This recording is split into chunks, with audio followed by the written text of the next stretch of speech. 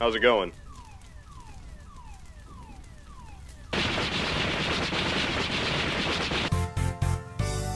Big mechs, small mechs, fast mechs, slow mechs, car mechs, French mechs. I like mecha anime. I'll kill you. I build Gundams. I play Battletech. I mourn Titanfall. Gone too soon. What I'm getting at here is I dig giant robots. You dig giant robots. Chicks dig giant robots. If it has a mech in it, it automatically elevates a story. I don't make the rules. Except for here. Who thought this was a good idea? I'm the Avatar! You gotta deal with... For decades, mechs have been a staple of animation. And for decades, that's really all they could be. Or, if anything else, pieces of plastic that nerds put together.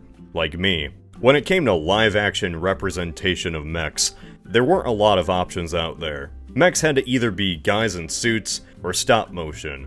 It was only with the invention of CGI that mechs could be imagined in a new light. Yeah, throughout the 2000s, Hollywood movie mechs just kind of followed the same design. There wasn't anything that even slightly resembled mecha. Which is why when one movie came out, a movie that focused entirely on giant mechs fighting things, it felt like a breath of fresh air. Something that even to this day, still feels truly special. Pacific Rim.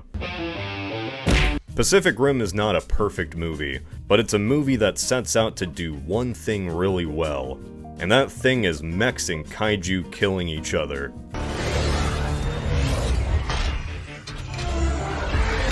Pacific Rim is straight out of the mind of a nerdy 10-year-old. Giant monsters are destroying the world, and there's only one thing that can stop them: giant robots. It's an almost laughably simple idea. Not all plots need to be overly complicated, they just have to be executed well. Pacific Rim isn't great just because it has kaiju fighting mechs. Pacific Rim is great because it knows how to show kaiju fighting mechs. It knows what the audience wants. Is it perfect? No, but you can tell there was a lot of effort and thought behind every inch of this film, even the parts that don't look it. Sometimes action cheese is all you need, and Pacific Rim is a bunch of queso, full of a love for kaiju films and love for mechs. And it's all thanks to a script written by Travis Beacham and a vision by director Guillermo del Toro. This movie was made by people who love monsters and giant robots. For people who love monsters and giant robots. It's like that single Krabby Patty SpongeBob made in that one episode. You know the one. That's an energy that can't be infused, no matter how many millions studios throw on a budget. So what is this big dumb robot movie actually about? What is a Pacific Rim? Why is there a rim in the Pacific? Is it because I drove that school bus into the ocean? Underneath that kaiju costume, Pacific Rim is, at its core, an alien invasion movie. Just no alien movie you've ever seen. Who needs spaceships and flying saucers? Independence Day already did that. Can't top it.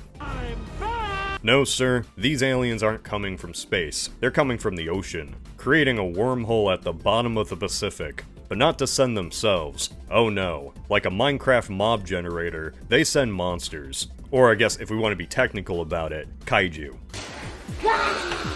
As strange as that idea sounds, you have to admit, it's not a bad plan. I think we've all been reminded fairly recently just how much pressure is at the bottom of the ocean. Good luck sending anyone down there to stop them. It'd probably be easier just nuking a spaceship in orbit. At first, everyone is just powerless to stop these attacks, and the kaiju just keep coming. Any city around the Pacific can be flattened by a giant crab at a moment's notice, and traditional weapons just aren't cutting it. So a solution is thought up. An action that will stop the monsters once and for all. Nukes. Wait, what? Oh, they're not nuking the monsters. That would destroy the city too. Since when? Alright, well, I guess we gotta go with the giant mech plan then. I guess. If you want to be boring. Like the movie tagline says, to fight monsters, we created monsters. And those monsters were Jaegers. Remember when nobody in America knew what the word Jaeger was? Better times. Jaegers are big. Bigger than your typical humanoid mech. Except for Gurren Lagann. Jesus. In the span of a few years, the Pacific nations all band together to make bots the size of 40k Titans. If you've ever wondered what a Titan would look like in a modern day city, well there you go. And if you don't know what a Titan is, imagine a Jaeger with a church on his back. It's like that, but not at all. Jaegers do their jobs pretty well. They make the kaijus look like little bitches, and for a time the giant robots just keep winning, until they don't. I just watched this movie and I forgot what his name was. Kinda tells you all you need to know. I'll see you around, Raleigh. Raleigh isn't obnoxious or anything. He's perfectly fine. Acceptable. A generic protagonist. He'd be the main character in any 7th gen shooter. In a movie that has so many creative decisions, it's a little disappointing the main guy we focus on is so run-of-the-mill. Apparently that was on purpose. He was meant to be someone the guys in the audience would want to have a beer with. Sure, I guess. Rowley's kind of an audience conduit. A blank slate for any dumb teen American boy to imagine themselves piloting a giant-ass mech with his Japanese GF. But as our film begins, Rowley's co-pilot is his brother. Can't you tell how excited he is? Sure hope nothing bad happens that changes the trajectory of his life. Raleigh, listen to me!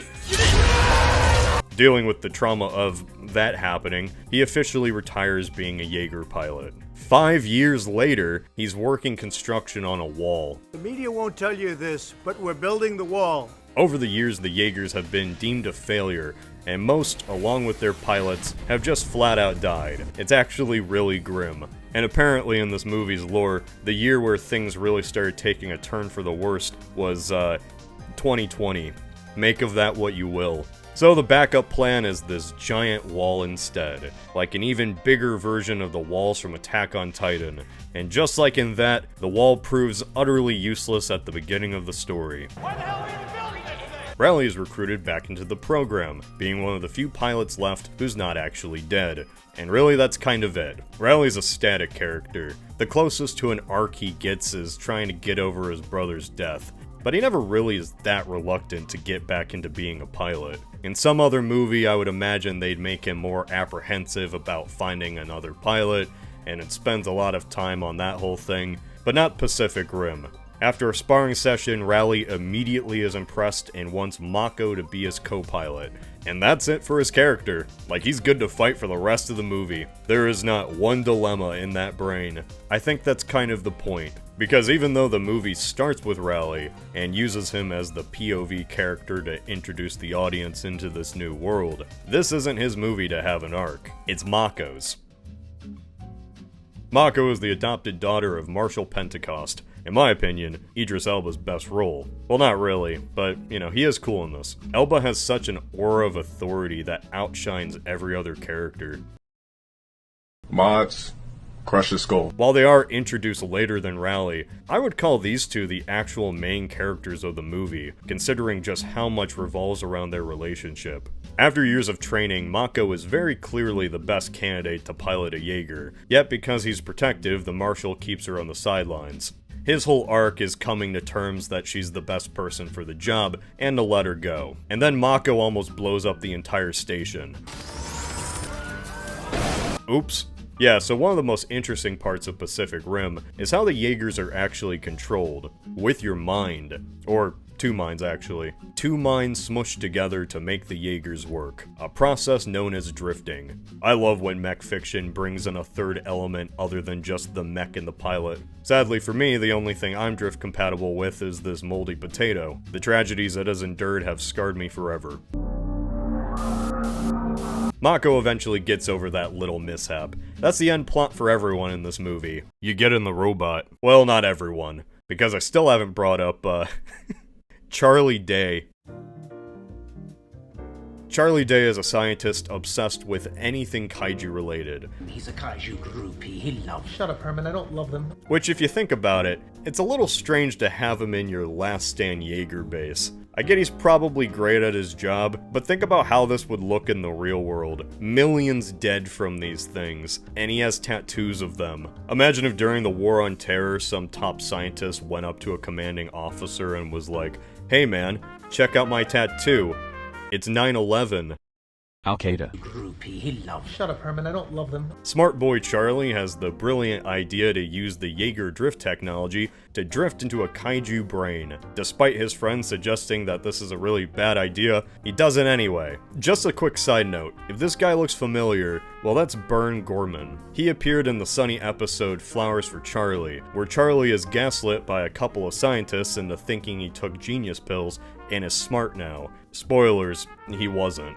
To allow spiders to talk with cats!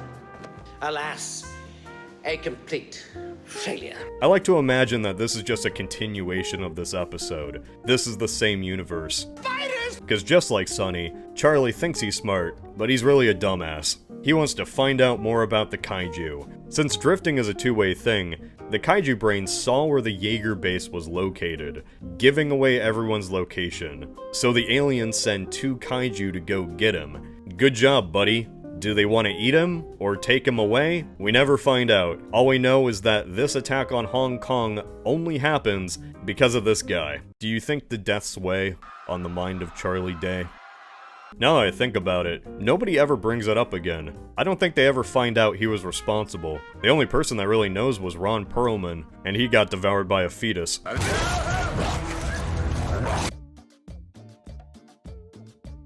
Finally, the thing anyone came here for, the robots. The only thing anyone really remembers is the second half, the part with the mechs. Who am I to say though? Maybe you're a big fan of the subplot where the Australian guy has a beef with Rowley. The Hong Kong fight is this movie. If you couldn't tell, every Jaeger in Pacific Rim is from a country that sits on the Pacific Rim, and there's even little inspirations from their home country in their design, which I think is pretty neat. The Chinese have Crimson Typhoon, piloted by the Wei Tang triplets. They never say a single line of dialogue, they're just there, but the concept of a 3-armed mech is actually really neat. The Russians bring in this solid brick, Cherno Alpha. You can tell that thing is Russian. These mechs are canonically from the 2010s, but this looks like they just got him out of storage from the 70s. Also, the Russians look like this. Now, as cool as these designs are, I wish I could say more about them, because regrettably, they're cannon fodder.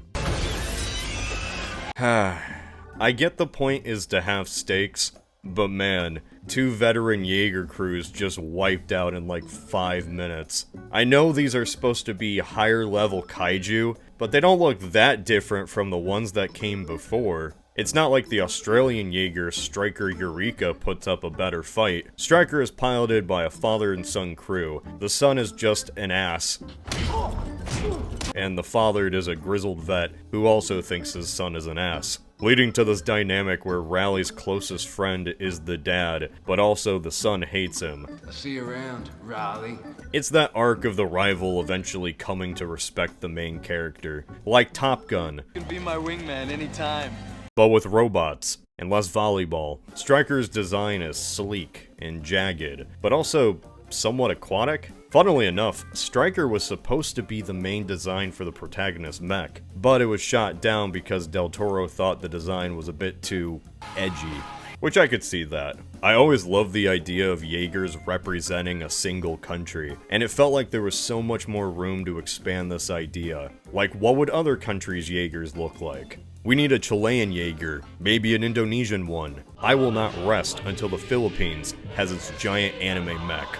There used to even be a Pacific Rim website where you can make your own mech. Orion Victor. 가디언 퍽스트랏. Bahond. Do you want fries with that? Good show!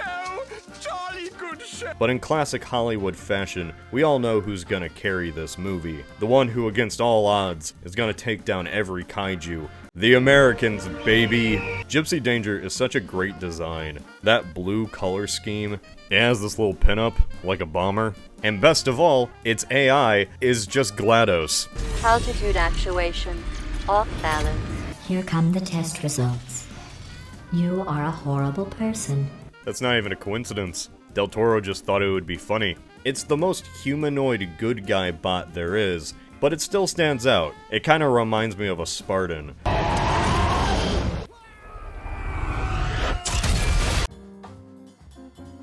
Pacific Rim is the only film I've ever seen where the CGI portions look more realistic than the actual people.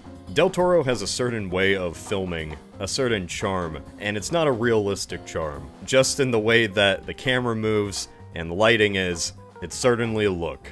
Remember when movies used to have sets? While the live-action portions kind of resemble a TV movie, the action set pieces, still to this day, look absolutely phenomenal. Everything is set at night, which is a common way to make CGI look more convincing, but hey, it works. So much care was given into making sure the kaiju and Jaegers felt like physical monsters in this environment. Like, Del Toro even designed the kaiju to look like they could be worn as costumes by actual people. Which is such a great attention to detail, I love that. Every movement has weight. There's a perfect balance here. The Jaegers, for instance, move human enough to show there are minds behind each action. These aren't simple robots. But also there's a mechanical nature that keeps them from feeling like these are regular people in suits. It's a hard thing to do, especially as the movie is constantly changing its perspectives. Shots from the mech's point of view, shots from the air, shots from the ground. There was a lot of effort given in imagining how everything works in a physical space, while also not shying away from showcasing the action. Isn't that right, 2014 Godzilla? Godzilla coming out just 1 year after this only made it look worse. Let them fight. That's it? No. The Monsterverse got better over time, but man, am I still bitter. Pacific Rim ended up being a slightly flawed but incredibly entertaining action film that didn't need to be more complicated than it had to. When I first saw it as a teen, I loved it, and I still love it to this day. It just stayed as enjoyable as I remember. As the years have gone by and as Hollywood becomes consumed by franchises and sequels, I look back on Pacific Rim as this one unique gem. It's a good standalone movie, but also, like, come on, this is such a great idea. It always seemed like it would have spawned a sequel. But, you know, oh well, guess not everything needs one. Well, it was good to reminisce. Now, if you don't mind, I'm gonna get this Jaeger out of the city before they give me a ticket for parking.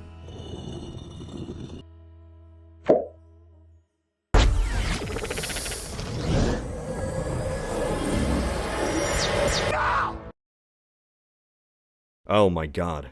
Pacific Rim wasn't a standalone movie. They made a sequel. What do we do? Y'all remember me? We fight!